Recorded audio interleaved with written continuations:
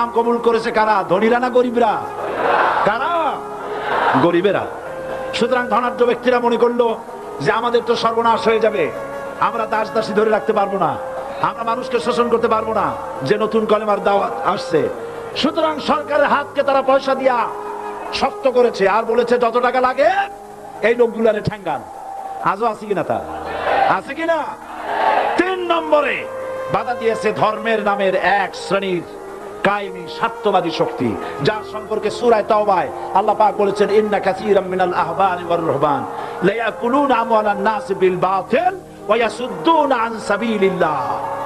ইহুদি আহলে কিতাবদের মধ্যে এক শ্রেণীর বুজুর্গ ধরনের লোক, দরবেশ জাতীয় লোক,